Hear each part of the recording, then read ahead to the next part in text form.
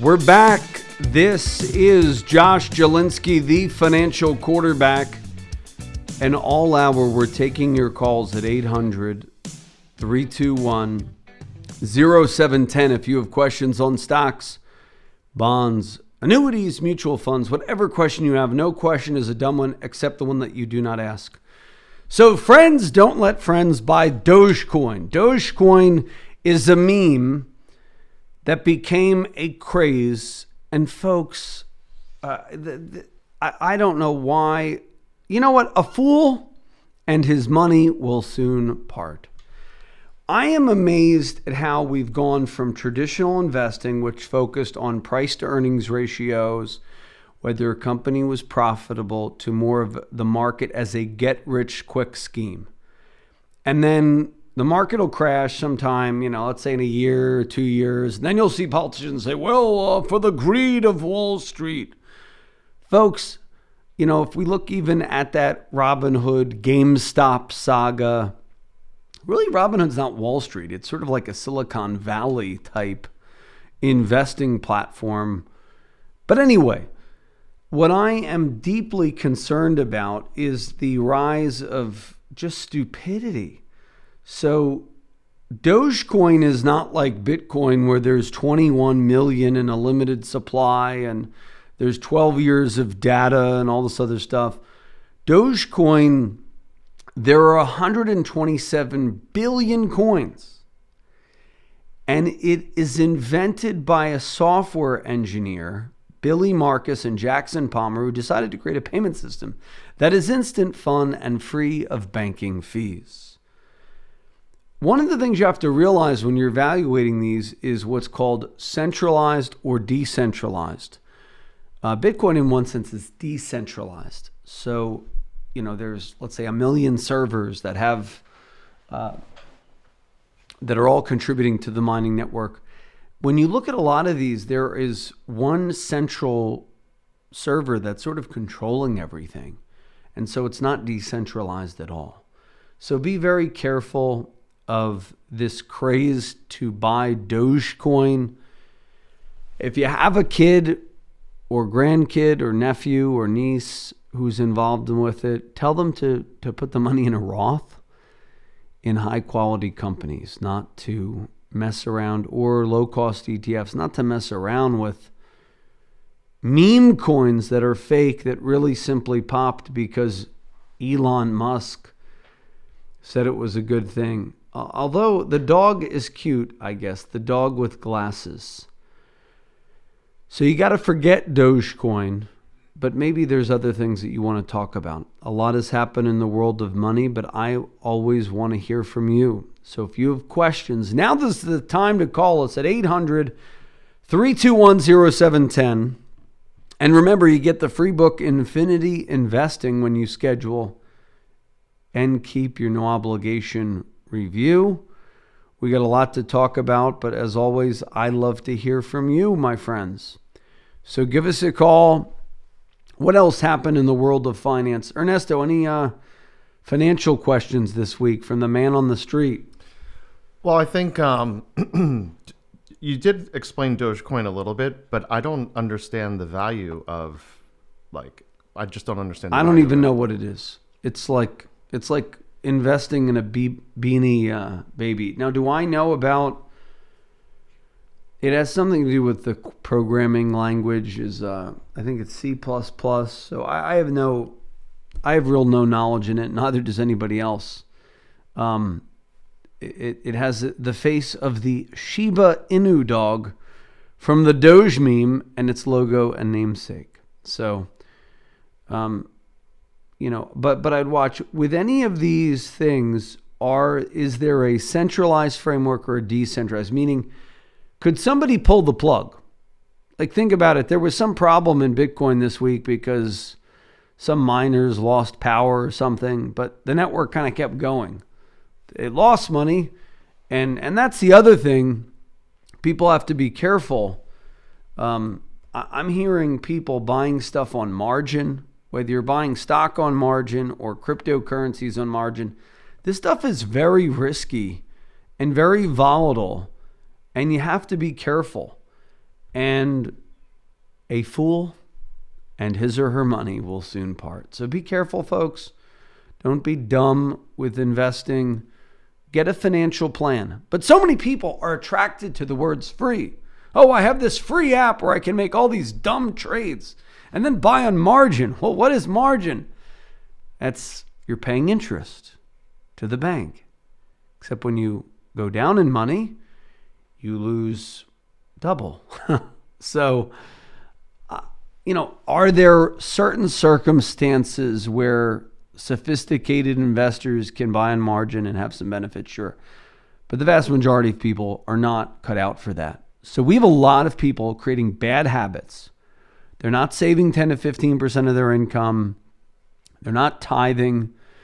And I would also say, we had a talk on tithing with Anderson Advisors expert Toby Mathis. I think most people that I've met as clients who become rich or wealthy focus their businesses not on getting rich, but on serving the most amount of people.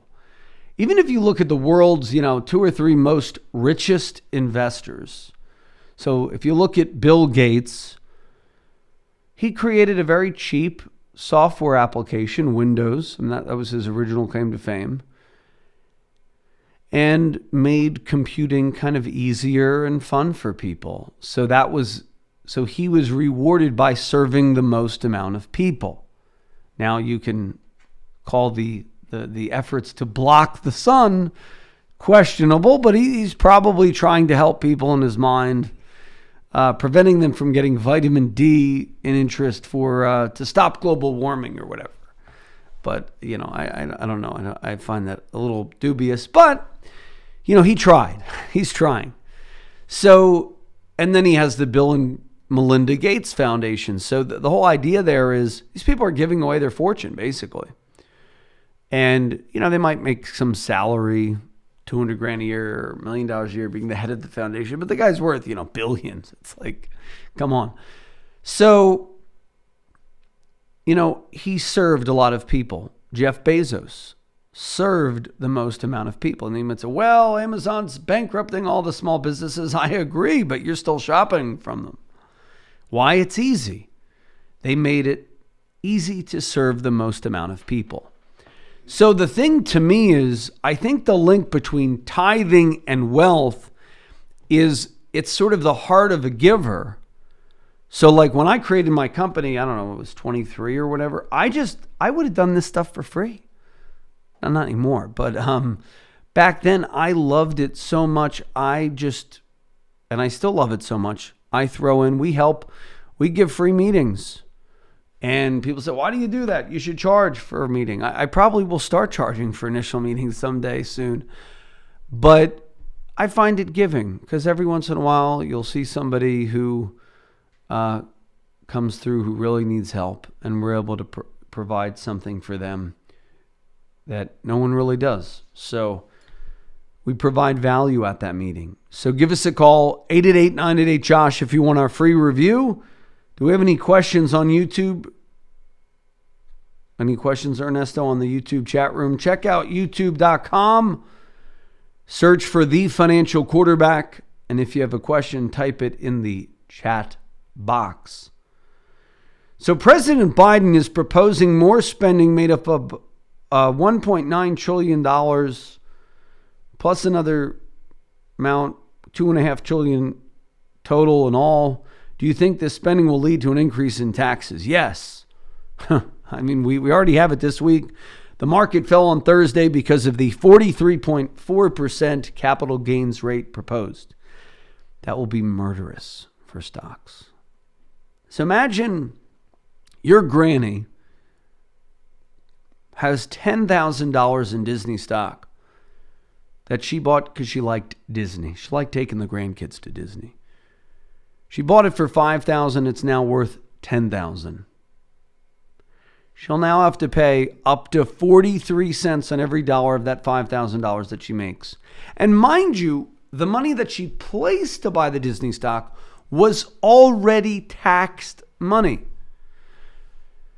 So if the way we're going after the problem in our tax code, we do have a problem, and and people on the left actually are not articulating it. We have a shrinking tax base of people because you have all these companies now that don't pay a dividend. So how do you get their wealth?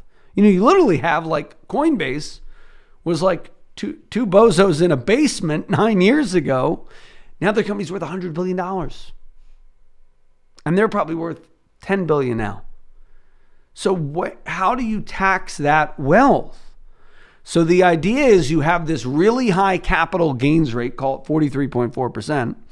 So when the Winklevi twins sell their shares of crypto that are now worth billions, they lose 43.4% because they can afford it. But the problem is it hurts regular people, and the thresholds are not $1 billion.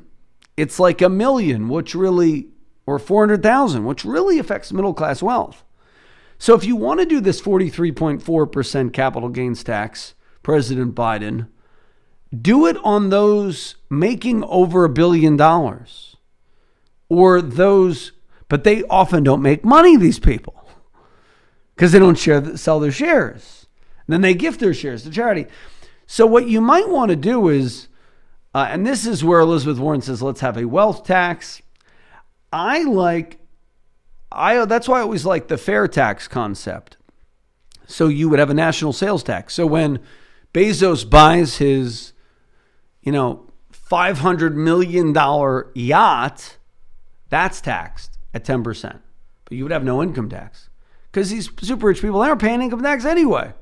And I think if you raise the rate, it's not really going to get the revenue from the people you're trying to get the revenue from. So, and there's the other argument of, well, how much of your money do you really think the government is entitled to? I mean, like, if it was an ideal world, liberal or Democrat, Republican, conservative, whatever, I would say 10 or 20%. Like, if God can live off 10, so can the government, So 10 to 20%, I'll even give them 20 if they capped all taxes at 20%. To start, we would see the economy blow up. You would see ingenuity. But you get a lot of these super wealthy people, they go around creating these foundations because like they're already billions. If they go and sell their shares, they're going to be taxed at like 43.4 cents on every dollar now. Plus you got state taxes. So, this week, John Ledger, head of T-Mobile, got like $137 million stock bonus, was announced by the Wall Street Journal. Probably like $50 million of that's going to the government. So you get to a point where like, what's the point? I think, you hear a lot of these super rich people say, well, what's the point of all this? And so that's where then they create these foundations because at least then they can grow it tax-free. Then they gift their shares of stock. So the government doesn't get any money anymore because the shares go boop, right in the charitable trust if they're smart when they set things up. But, so the idea here of a declining revenue is a real problem from these people who are worth, let's say, $100 million and over. But the proposed 43.4% capital gains rate is really going to hurt Granny. It's not really going to hurt Gates. So what say you folks? Give us a call, 800-321-0710.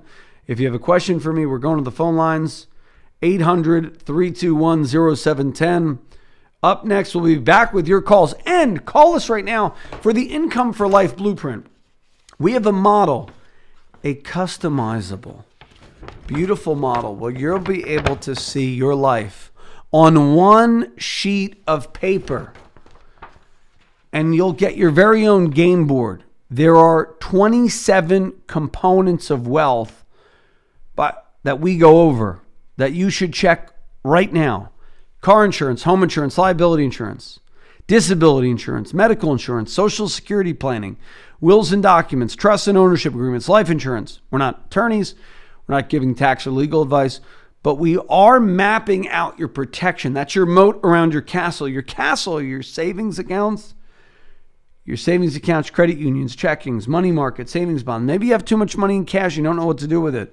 tax deferred accounts. We do an annuity audit. We do Roths, 529s. We look at retirement plans, 401ks. Then if you're a small business owner, we look at those. Then growth. We look at bonds, stocks, and real estate, as well as how to properly structure your business. And we put this all on a game board where you can strategically look at your wealth on one sheet of paper, gain greater clarity, coordination, organization. Also, we go through cash flow. A lot of you have significant assets you've never gone through. Here's going to be my income in retirement. Here are my expenses. And even if you haven't arrived yet, call us 888-988-JOSH, 888-988-5674. We'll be back after these messages. Okay, we're back. This is Josh Jalinski, the financial quarterback. During the break, Ernesto and I were talking about the mentality between the rich and poor. I also think the rich do not let money hold them. What I mean by that, when I say rich, I could talk about somebody who wants to accumulate $2 million for retirement. There's what I call the middle class millionaire. They generally have between 1 million and 10 million saved. We help a lot of them because their average financial advisor is not equipped to deal with their problems. For example, the average financial advisor or somebody with, let's say, 2 to 10 million of net worth, they'll go to an attorney and they say, do I need to trust? And they'll say, oh, you don't need a trust.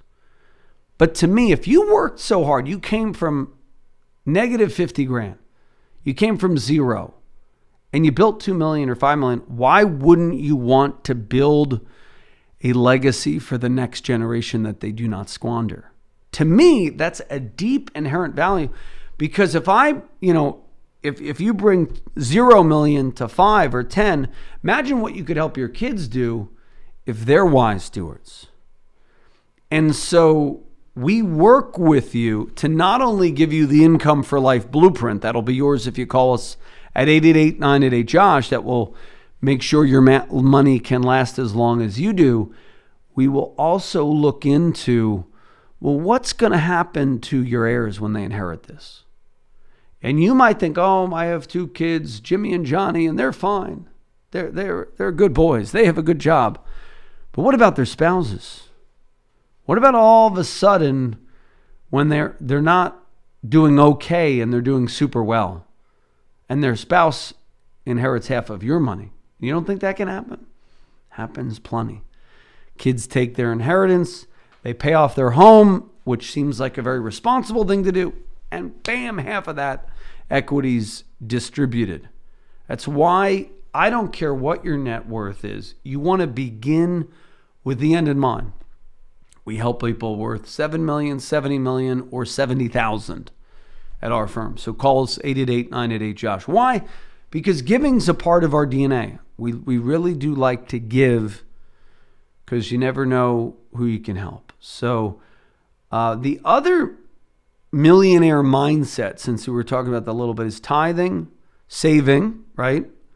Frugality, meaning a key instrument of my success early on, not saying that I'm anything special, was my Honda Civic that I drove for literally 350,000 miles. So the Honda Civic made me a millionaire. And I really believe that because I was not into fancy cars. You might say, now you have a nice car. Well, that was a splurge. I think I was entitled to it, but not entitled.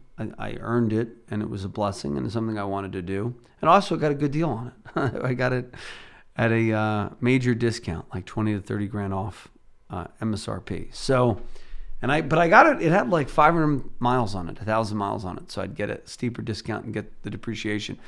But even that, it was kind of, when you buy a car, you're buying a depreciating asset. So don't buy a nice car until you've accumulated your first million. That's my tip. Because you could make a lot of money not having to pay a car payment. And if you save $300 to $500 a month for yourself for 10 years, 20 years, you will be financially successful, better off. That's how you get that first 50,000 is drive beater cars for like 10 to 12 years and take that money, invest it in yourself, invest in your business, invest it in a Roth. A lot of you don't know, May 17th, procrastinators like Ernesto over here. By the way, now it is live. You can get PPP 1 and PPP 2 because there was the debate when we had JJ on last time. Next week, maybe we'll have him on. I want to get Michael Saylor on versus Peter Schiff to have a Bitcoin versus gold debate. There was a Bitcoin versus gold debate this week online between Frank Giustra, who is a billionaire, and Michael Saylor, who's the billionaire founder of MicroStrategies. I believe MicroStrategies, where are they based out of? Double check. I think they're based out of New Jersey. So I want to have a big debate. It ended up being a little bit of a bust because they sort of agreed on everything, I think, or didn't disagree. People said Michael Saylor ended up winning the debate. I don't know. I didn't have a chance to watch it. But I want to get a debate in on our soils, a real debate. So give us a call. They're out of Parsippany. 888. What's up? They're out of Parsippany. Parsippany. So maybe we can get him on the show, Cal, to have the Bitcoin versus gold debate. Also, may I be remiss to remind people, asset allocation is important. Meaning, whatever you're doing, if you're doing one of these gambling stocks or high-flying things, limit your exposure to no more than 5 or 10% of your overall nest egg. So a third of your money should maybe be in conservative stuff, bonds, cash, annuities, insurance. A third of your money could be in more growth-oriented things that are more traditional, exchange-traded funds, index funds, individual stocks. And then that leaves, another third where you could have maybe 5 or 10% in gold, 5% in crypto. You don't have to go. A lot of people are worried about missing out on something.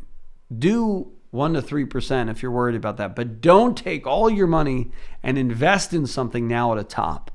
People did that in the late 90s. It did not work out well for them. We've had so many listeners over the years who buy something then it's hot, then a couple years later it's cut in half and they sell. Buy something that you do not have to sell. Okay, so give us a call, 800-321-0710 if you have questions on stocks, bonds, annuities, mutual funds, whatever question you have. No question is a dumb one except the one that you do not ask. So call me right now, 800-321-0710. Senator Bernie Sanders and Representative Pramila Jayapal have introduced the College for All plan, the legislation that would make college education free for millions. But essentially, what are my thoughts on this? Number one, this is how socialism creeps in. Free medicine for all, free healthcare for all. But then what happens is nobody likes the healthcare system. Nobody likes the education system. So there will be a two-tiered system for the haves and the have-nots anyway. Now, I do believe we have to figure out how we care for indigent people, poor and indigent, who need healthcare. It's a very simple solution to that. Do you know what it is, Ernesto? To remove some of the power that I'm insurance putting him companies totally have. on the spot. No. I mean, I used to work in healthcare for a long time, and if we can say this on air, I think Medicare is one of the things, and that really impacts the cost of healthcare because it controls the price. Yeah, basically you have price fixing. So you have no transparency in pricing. You have doctors making a limit out. But one simple thing that I always thought would be great is back, 30, 40 years ago, you would have doctors be able to write off poor and indigent care. They can't write that off anymore. So my theory would be you allow the insurance industry to pick who they want and not want. Totally free for all, like car insurance. If a car insurance company doesn't want you, they don't take you. And that helped drive the cost of car insurance lower in New Jersey.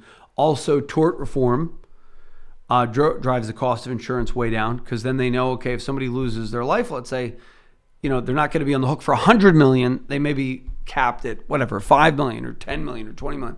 And losing a life is priceless. But what happens is these insurance companies have to hedge for the fact that they might have a $1 billion lawsuit. Same with Big Pharma. So if you had some type of tort reform, that could drive the cost of medicine down. That could drive the cost of medical care down. That could drive the cost of malpractice insurance down. You have a lot tethered to it.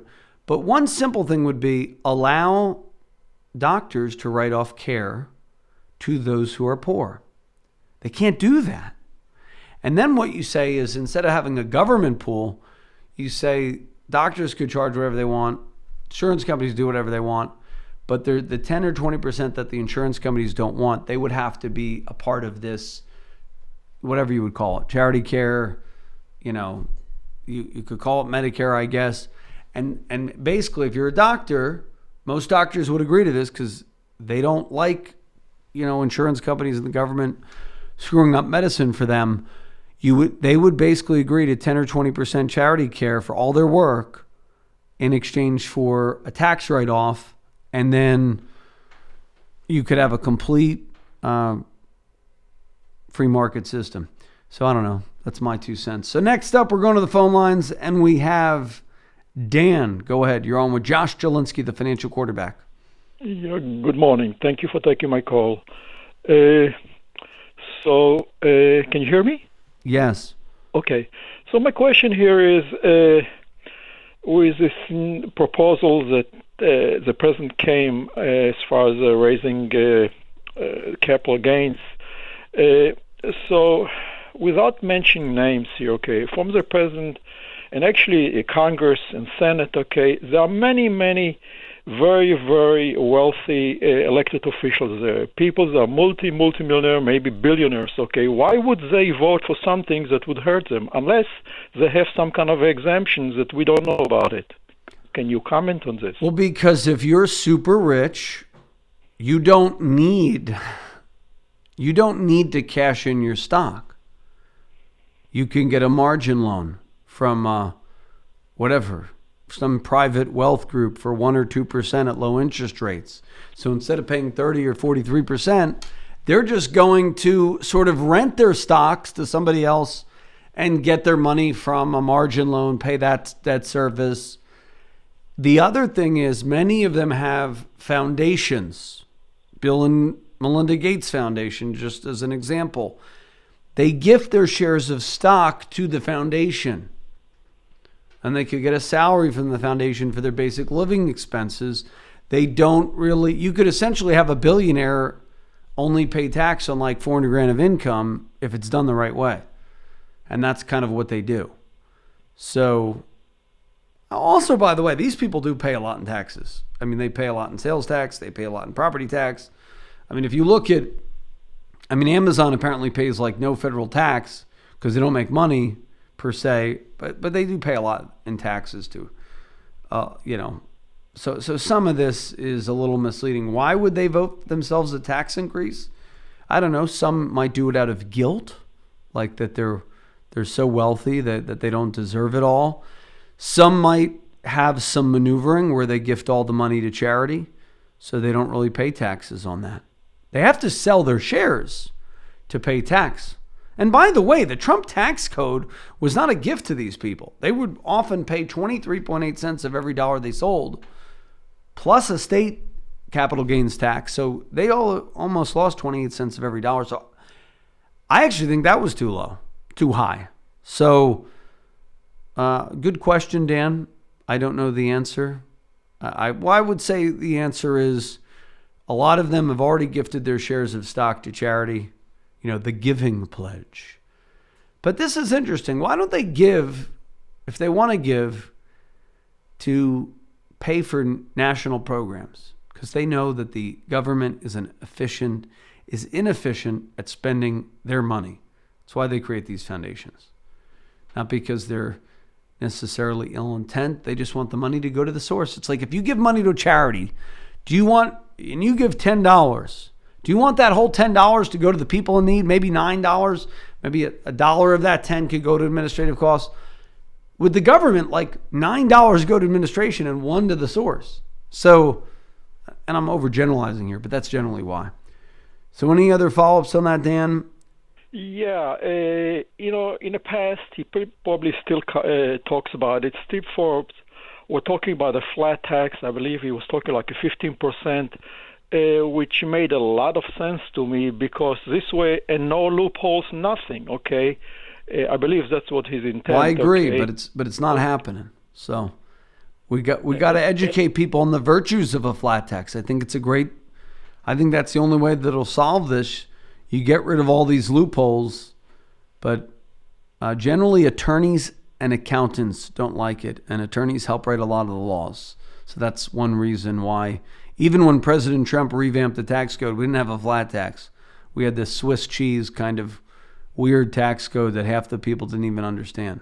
So give us a call, 888-988-JOSH. If you want help navigating the tax code from an investing perspective, we'll talk about tax advantage investments like Roths when you call us at 888-988-JOSH. For the Income for Life Blueprint, call us now, 888-988-JOSH. We'll be back after these messages. The preceding program was sponsored by the Jalinski Advisory Group. Any awards, rankings, or recognition by unaffiliated third parties or publications, including 5-Star Wealth Manager, Advisory of the Year finalist by Senior Market Advisor, and top of the $1 Million Roundtable, are in no way indicative of the advisor's future performance or any individual client's investment success. No award, ranking, or recognition should be construed as a current or past endorsement of Josh Jalinski or Wealth Quarterback LLC. Information regarding specific awards, rankings, or recognitions is available on the Wealth Quarterback website at www.jalinski.org. All investment strategies have the potential for profit or loss. Investment strategies such as asset allocation, diversification, or rebalancing do not assure or guarantee better performance and cannot eliminate the risk of investment losses. There are no guarantees that a portfolio employing these or any other strategy will outperform a portfolio that does not engage in such strategies. This broadcast should not be construed by any client or prospective client as a solicitation to effect or attempt to effect transactions in securities or the rendering of personalized investment advice. Due to various factors, including changing market conditions, the information discussed in this broadcast may no longer be reflective of current positions or recommendations. While information presented is believed to be factual and up to date, Josh Jalinski and Wealth Quarterback do not guarantee its accuracy, and it should not be regarded as a complete analysis of the subjects discussed. The tax and estate planning information discussed is general in nature, is provided for informational purposes only, and should not be construed as legal or tax advice. Listeners should consult an attorney or tax professional regarding their specific legal or tax situation. Advisory services offered through Wealth Quarterback LLC.